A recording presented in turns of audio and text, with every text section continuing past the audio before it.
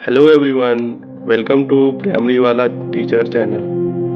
मैं हूं विश्वजीत राय और आज हम क्लास 5 इंग्लिश बुक पेटल्स का चैप्टर पढ़ने जा रहे हैं। आज का चैप्टर है डोंट गिव अप, जिसमें हम पोयम का प्रोनाउंसिएशन, मीनिंग और एक्सरसाइज के साथ समझेंगे। तो चलिए शुरू करते हैं सीखने की एक नई यात्रा।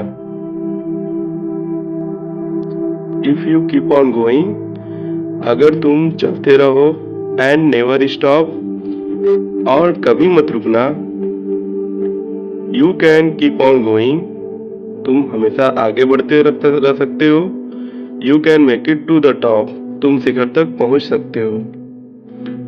Life is full of mountains, जीवन कठिनाइयों से भरा है।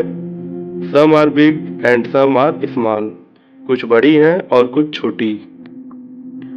But if you don't give up, लेकिन अगर तुम हार नहीं मानते, you can overcome them all, तुम सब पर विजय पा सकते हो। सो कीप ऑन गोइंग, इसलिए आगे बढ़ते रहो। ट्राई नॉट टू स्टॉप, रुकने की कोशिश मत करो।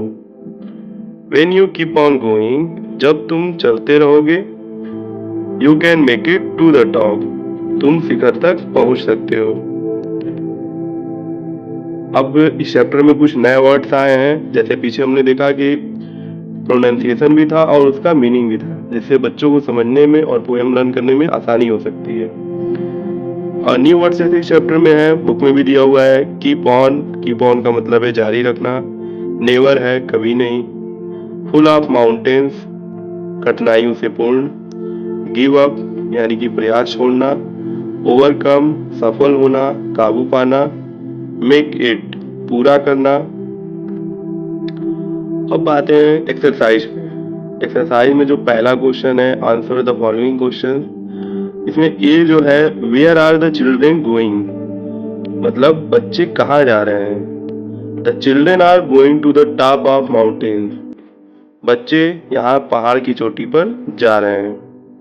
या ये भी कह सकते हैं कि बच्चे अपने जीवन की यात्रा पर जा रहे हैं। What does the word mountains mean in the poem, कविता में माउंटेन शब्द का क्या अर्थ है। माउंटेन का मतलब तो पहाड़ होता है, लेकिन यहाँ पर क्या अर्थ है, इसका अर्थ जीवन की कठिनाइयों या समस्याओं से है। It means difficulties or problems in life. अगला क्वेश्चन है, fill in the blanks or complete the lines. Some are big and some are small, कुछ बड़े हैं और कुछ छोटे। You can make it to the top, यहाँ पे बुक में आप देखेंगे तो खाली था, ये उसको भर दिया गया है। तुम शिखर तक पहुंच सकते हो। डी क्वेश्चन है यहाँ पर, what do you learn from this poem, इस कविता से आपको क्या सीख मिलती है। इस कविता से हमें यही सीख मिलती है कि हमें जीवन में कभी हार नहीं माननी चाहिए। We should not give up in life, ये लेसन हमें इस पोएम से मिलता है। अब कुछ वर्ड पावर के क्वेश्चन थे, जैसे यहाँ दिया हुआ है। ये क्वेश्चन हम स्किप कर देते हैं, लेकिन हमें ये बच्चों को जरूर बताना चाहिए, बहुत ही यूजफुल होते हैं ये।